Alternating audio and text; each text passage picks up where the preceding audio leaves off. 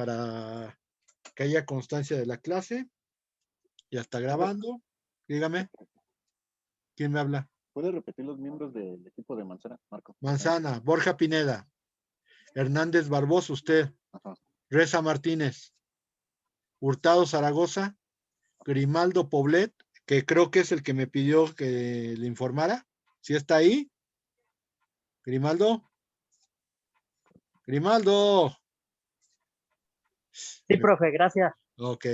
Y Rubio González, que también anda por ahí todas oscuras. Gracias.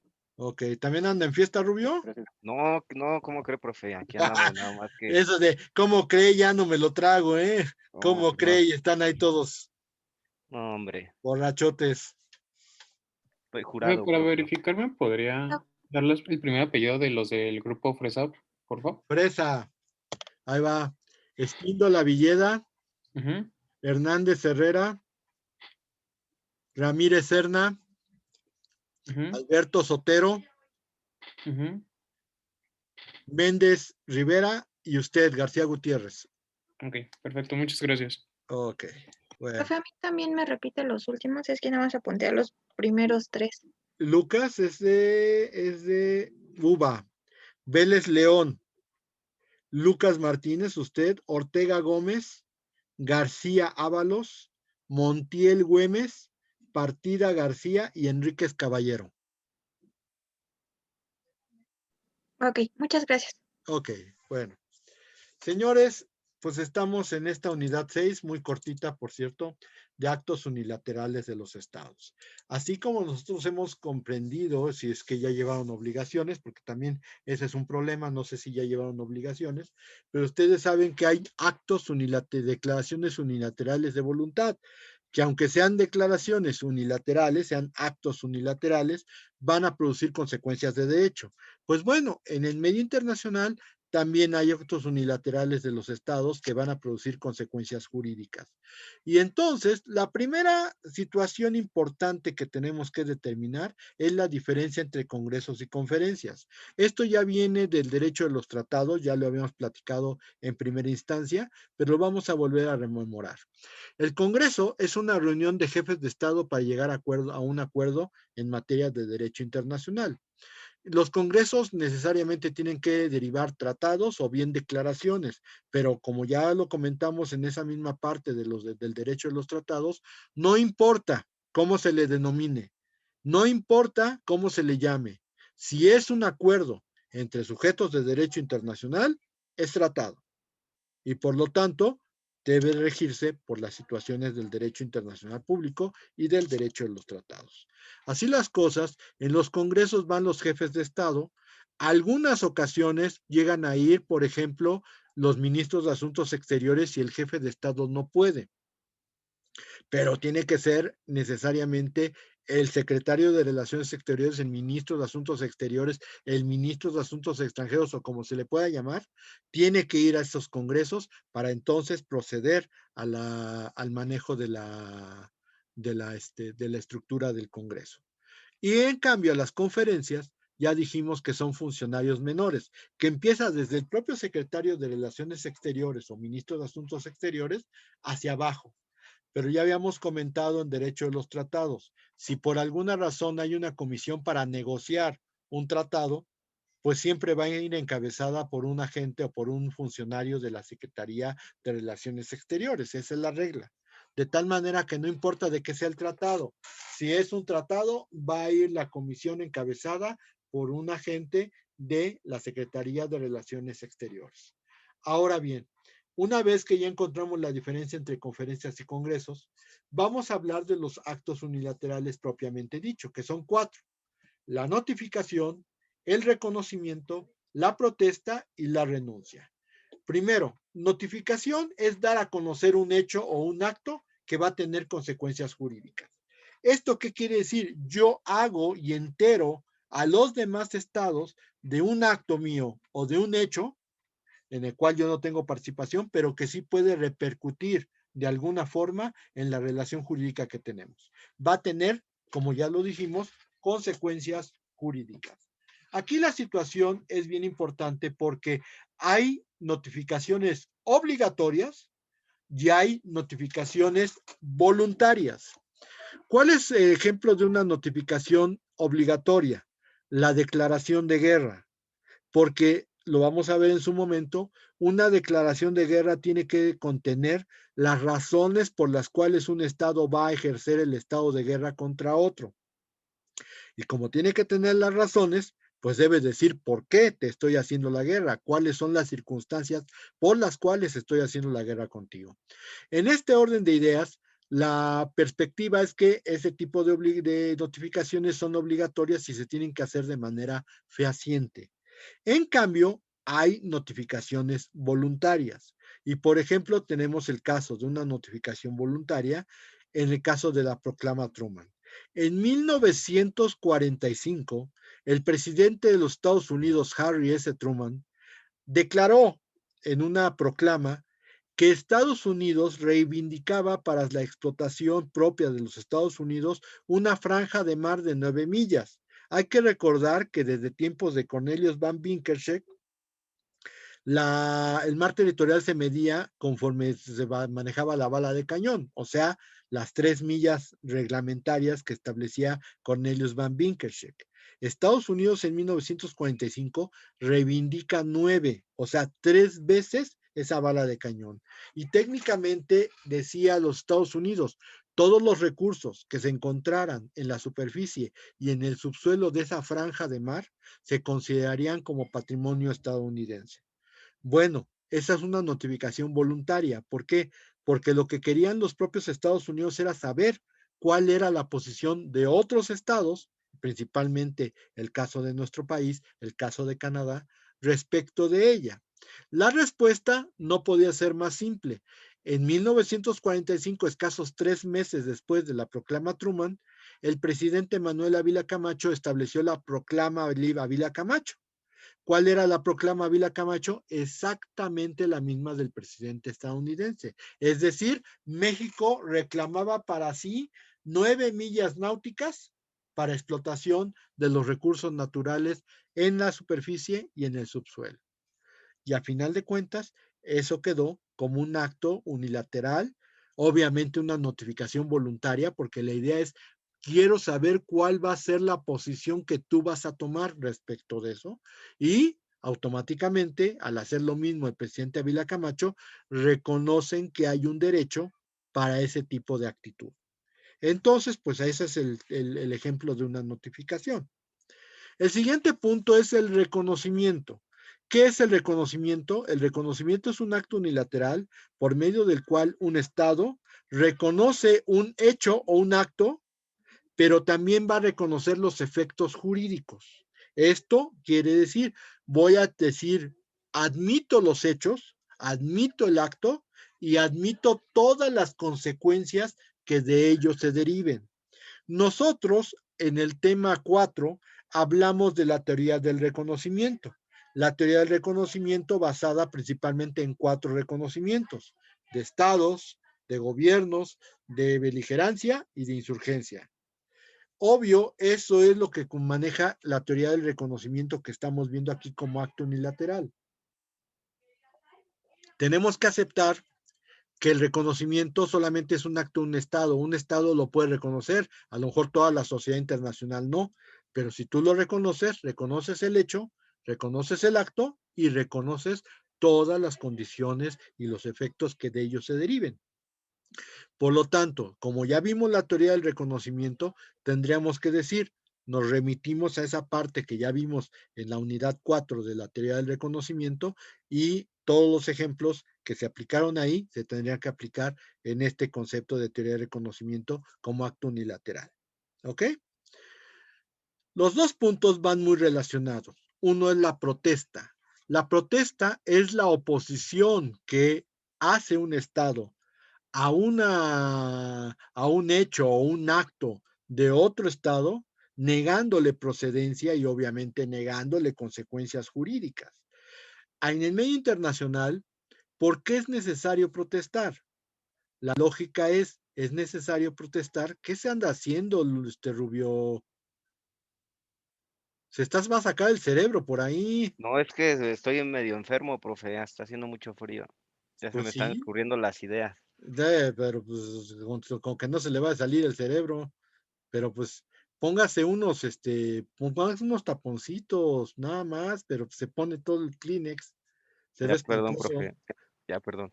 Ok, bueno, entonces estamos con que es una oposición a un hecho y a sus consecuencias. La idea de la oposición implicaría que siempre en el medio internacional hay que protestar. ¿Y por qué hay que protestar siempre? Porque técnicamente si tú no protestas, estás callando. ¿Y qué dijimos de un Estado que calla?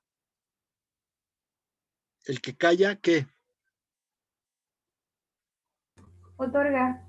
El que calla otorga. En medio internacional así es. Si tú no dices nada, estás aceptando. Y eso va a implicar forzosamente que la falta de protesta se va a entender como una renuncia. Y esa renuncia puede ser muy trascendente, principalmente si tienes derechos derivados del acto que están manifestando los otros estados.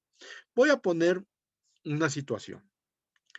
Hace algunos años, en 1980, fue la independencia de Belice. Belice es la república que está arribita de Guatemala, y resulta ser que Guatemala, cuando se iba a declarar la independencia de Belice, inmediatamente preparó el ejército porque estaba estaba tratando de hacer una invasión. ¿Por qué? Ellos dijeron, para justificar su invasión, que Guatemala jamás había renunciado a los derechos que tenía sobre Belice, porque Belice fue una colonia que sí llegó a pertenecer a las zonas centroamericanas, pero fue conquistada por piratas ingleses, y por eso hasta 1980, Belice era colonia inglesa. Y debo de comentarles que ya estaba preparando la guerra Guatemala cuando México protestó, y protestó fuerte, porque le dijo: México jamás ha renunciado a los derechos que tiene sobre Belice y Guatemala, pero en una atención al derecho de autodeterminación del pueblo beliceño, México advierte que si por alguna razón Guatemala hace algo en contra de Belice, México va a ejercer sus derechos que vienen desde tiempos muy antiguos sobre Guatemala y Belice al mismo tiempo. De alguna manera protegió el hecho de que Guatemala fuera a hacerle la guerra a Belice para que le impidieran la independencia. Y aquí en este sentido, ¿por qué? Bueno, la historia ahí no lo indica. Cuando fue la independencia de México, la República, Capitanía General de Guatemala, que era toda Centroamérica, se unió a la independencia mexicana el 27 de septiembre de 1821. Cuando se declaró México independiente, Guatemala dijo: yo soy mexicana, y toda la Centroamérica se volvió mexicana. ¿Qué pasó en 1824? Cuando se creó la Constitución de 1824, de pronto el federalismo no les pareció tan buena idea a los centroamericanos, y lo que hicieron fue separarse, pero así como se unieron para la independencia y formaron parte del territorio mexicano, para la separación también nada más dijeron: pues ya nos vamos, ahí nos vemos, y se fueron. Tan es así que, por ejemplo, todavía hoy hay una república centroamericana que forma parte de México. Su nombre es Chiapas. Chiapas es centroamericano y, sin embargo, es parte de México. Entonces, cuando Guatemala intenta hacer este movimiento contra Belice, pues México dijo: jamás hemos renunciado a ese derecho. Te dimos chance de que te fueras, pero no quiere decir que hayamos renunciado. Y jamás dijimos que no, pero tú tampoco tienes derecho para el territorio de Belice, porque Belice ya lo habías perdido tú. Entonces, si tú vas a hacer eso, yo voy a proteger a Belice haciendo mi voluntad contra ustedes también. A final de cuentas resultó, porque ya Belice y Guatemala ya no hicieron absolutamente nada. Guatemala ya se conformó y ya Belice se volvió independiente en 1980. Esa es la historia de una situación de protesta. Pero la renuncia es el abandono válido de un derecho, pero aquí la situación está: tu Estado estás manifestando que vas a hacer un abandono de un derecho, porque así como en el derecho civil normal, Se renuncian los derechos, no las obligaciones. Si lo vemos desde el punto de vista civil, ustedes saben que yo puedo renunciar a la patria potestad, puedo renunciar a visitar a mis hijos, puedo renunciar a pasar vacaciones con ellos, pero no puedo renunciar a darles alimentos, porque los alimentos son un derecho de los hijos y no es una obligación para mí. Entonces las obligaciones no se renuncian a los derechos. En materia internacional es exactamente igual. Se pueden renunciar los derechos, jamás las obligaciones. Y aquí hay dos tipos de renuncia, la renuncia expresa y la renuncia tácita. Así como la notificación, la notificación es obligatoria, es que sí tienes que hacer la labor de comunicar la notificación. En la renuncia expresa tienes que notificar la renuncia. Tiene que haber un medio idóneo, fidedigno, de que tú estás renunciando a un derecho y lo haces para todos los efectos legales. Y eso implicaría o que lo hagas por escrito o que lo hagas por un medio de comunicación o lo hagas del conocimiento de mucha gente. Eso sería una renuncia expresa. En el caso de que México dijera, bueno, pues renuncio a Chiapas, pues es un derecho que tiene él, pero si renuncia a Chiapas, lo tiene que hacer válido para todo el mundo. Sin embargo, en el medio, la renuncia tácita, que es otra forma de renunciar, puede ser de manera, pues no expresa, sino que el Estado esté haciendo actos para dar a entender de que va a abandonar el derecho. ¿Y esto qué es? Pues la falta de protesta. La renuncia tácita se traduce en falta de protesta. ¿Por qué? Porque no te opones a una situación. Simplemente no protestas, entonces estás dando una conformidad. Se entendería que estás reconociendo. Por eso, insisto, en materia internacional tienes que protestar cada vez que tú sientas que un derecho está siendo vulnerado, pues protestas. Porque en el caso de que no protestes, se entenderá que estás renunciando tácitamente a ese derecho. Y tenemos otro caso, el caso de las pesquerías noruegas. El famoso bacalao que se come en estas fechas, principalmente en tiempos navideños, resulta ser que no es noruego, es inglés.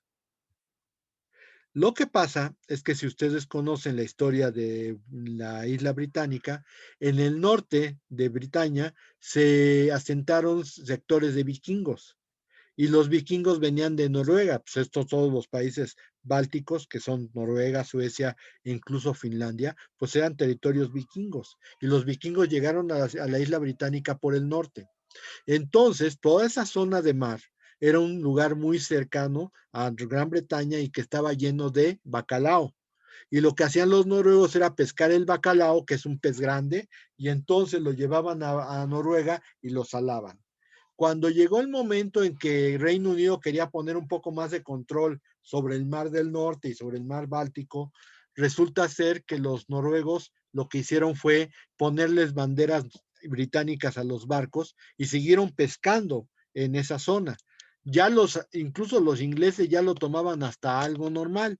Y acuérdense que los ingleses siempre manifestaron la libertad de los mares.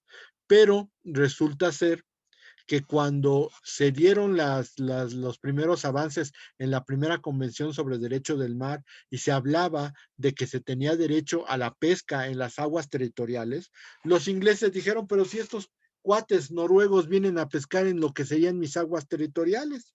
Y entonces demandaron a Noruega, que aceptó la corte, demandaron a Noruega para que se liberaran esas áreas de pesca.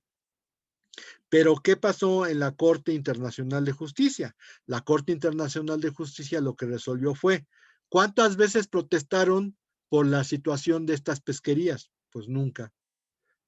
Pues si no protestaron, qué pena, porque entonces renunciaron tácitamente al derecho que tenían sobre dichas zonas de pesca y entonces ahí se resolvió las pesquerías noruegas, el caso de las pesquerías noruegas, que como ya los comentaba, pues es de donde sacan todo el bacalao que importan los noruegos, generalmente se pescan en aguas inglesas, se salan en Noruega y se transportan de Noruega para el mundo.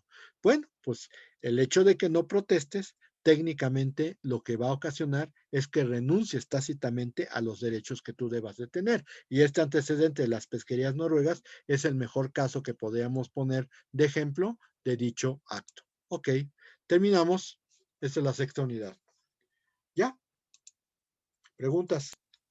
Yo, profe, A ver. respecto a la notificación y el reconocimiento, no me quedó muy claro cómo es que se hace la notificación mediante los actos unilaterales, porque entiendo que son expresos, ¿no? O Pues sí, sea, de lo ver tiene que hacer, palabras. lo tiene que hacer del conocimiento del otro estado, obviamente a nivel internacional. Tiene que haber una información que se expide como un comunicado de la Secretaría de Relaciones Exteriores hacia el otro país y se hace público, o sea, no nada más dice Relaciones Exteriores, ay, que no me escuchen, no, o sea, Relaciones Exteriores manda un comunicado, se comunica por vía internet para todo el mundo y obviamente se lo manda directamente al país que se pueda considerar implicado en esa notificación, ¿ok? Ahora, el reconocimiento es que te hacen la notificación y tú aceptas ese hecho y aceptas sus efectos.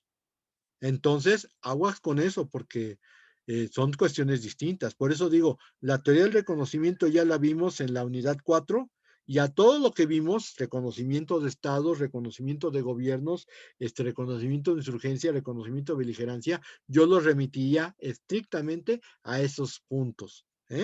Pero la notificación solamente es dar a conocer y el dar a conocer significa que lo haces público para todo el mundo.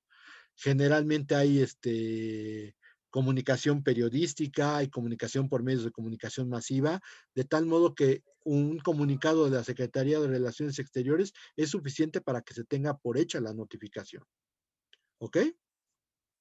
Aquí Alan Santiago dice, ¿cuánto tiempo tiene un Estado para expresar su protesta antes de ser considerada como renuncia? Mire, la regla es automáticamente. Hay algo que no te gusta, inmediatamente protestas. Porque si tú dejas pasar más tiempo, el problema es que se puede dar a entender de que no estás dejando estás dejando tu conformidad con el acto. Entonces, no, en medio internacional es protestar de inmediato. Es el único lugar donde sí se protesta. Protesto por esto, protesto por esto, protesto por esto. No en los juicios. En los juicios no se protesta. Así como lo ven en las películas, no es cierto. Eso no pasa en los juicios en México. Pero en el medio internacional siempre hay que protestar de manera inmediata, porque si no, se te puede complicar las cosas. ¿Ok? Eso sería. Después Uriel Luspindo le dice, ¿la promesa también es un acto unilateral? Realmente la promesa no, porque ningún estado va a prometer algo así de buenas a primeras y que le implique una situación especial. Si va a llegarse a un arreglo, no vas a prometer, vas a hacer un tratado. Entonces, no, la promesa no podría entrar como un acto unilateral de los estados. ¿Se hace protesta a través de la Secretaría de Relaciones Exteriores? Normalmente sí. Esto va a venir considerado en el próximo tema, pero de una vez sépanlo. El secretario de Relaciones Exteriores es el vocero oficial del Estado en materia de relaciones internacionales. Dicho de otra manera, lo que dice el secretario de Relaciones Exteriores es... ¿Mande? No se pueden probar las cosas, bueno, nada más los zapatos sí. Ah, ok. Sí.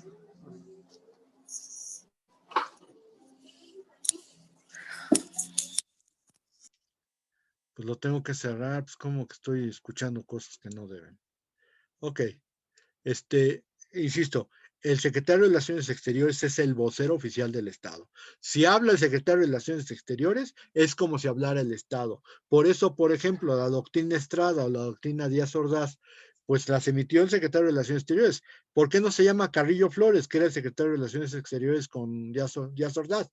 Porque él dijo, por instrucciones del presidente Díaz Ordaz, esto y esto y esto y esto y esto.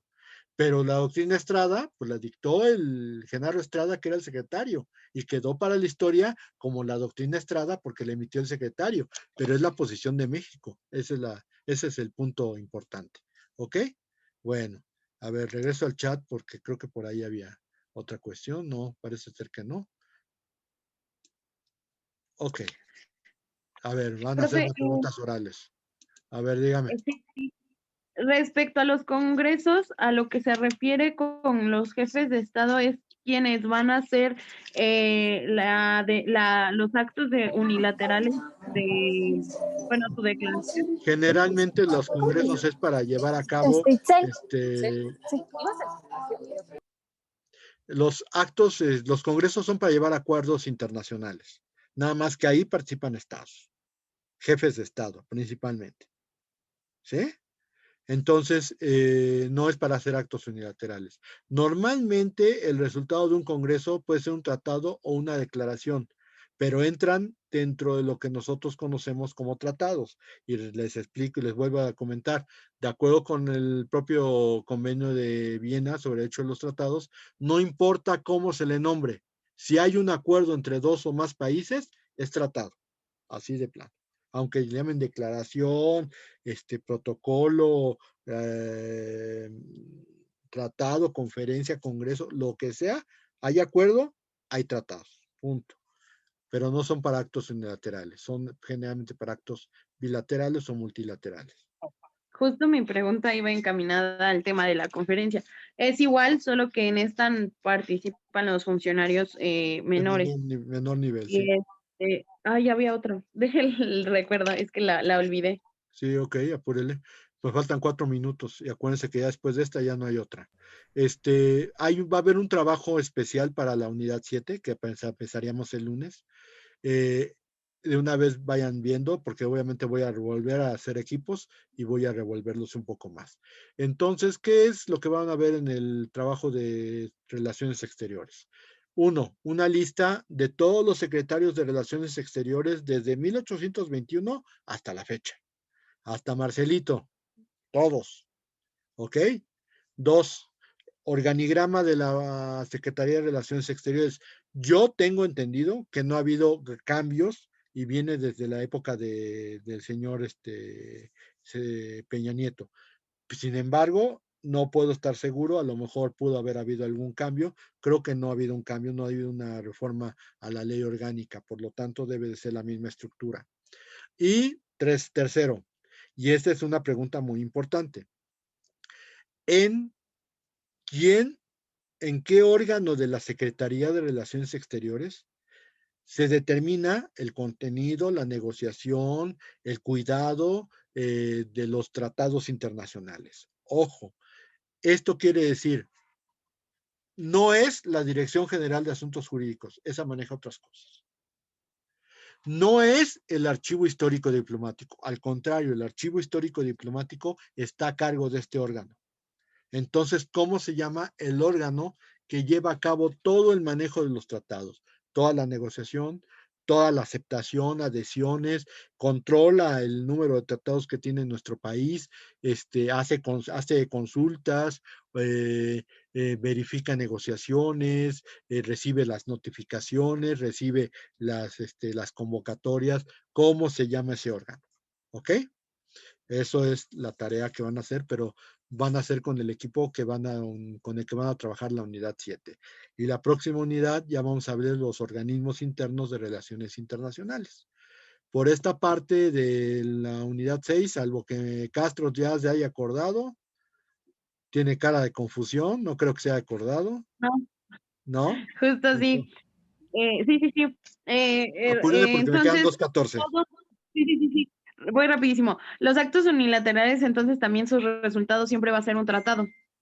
No, los actos unilaterales son, como ya lo dije, unilaterales, pero van a tener consecuencias jurídicas. Consecuencias jurídicas, no tanto que vaya a haber un tratado necesariamente. Puede ser el inicio de, pero mientras los estados manifiestan algo y tiene consecuencias jurídicas, puede haber la posibilidad de que esas consecuencias jurídicas se acepten, que es un reconocimiento, o se proteste. ¿Sí? Pero a final de cuentas estamos tratando de determinar qué es lo que opinan los otros estados respecto de lo que yo estoy notificándoles o del acto unilateral que les quiero dar a entender. Esa es la situación. Muchas ¿Ok? gracias. Ok, ¿no hay ninguna otra pregunta más? Profe, yo tengo una pregunta, pero es muy fuera del tema, es de otra cosa. Dígame. Apúrame porque Sobre tengo una 1.14. Sí, sobre el equipo de caballo de Troya, en la actividad me parece que le aparece incompleta la actividad, pero yo creo que ha de ser por la versión, ¿no cree? Porque el graficador que lo hizo fue en una versión, me parece que de 2010, de Word. Bueno. Entonces tenemos la foto, si quieres se la puedo mandar para que la vea completa o no sé cómo le podemos hacer. Es que sí está completa, pero creo que es un El problema de la caballo de versión. Troya creo que ya lo califiqué. ¿Qué equipo es? Lo que pasa es que, como ya los tengo aquí, ¿era la actividad 3? Sí, porque la 2 era de perros, entonces de caballos fue la actividad 3. Y dice que es la actividad, ¿verdad? Sí, es donde era el diagrama, me Sí, parece. pero ¿quién es usted, Reyes? Sí. Reyes.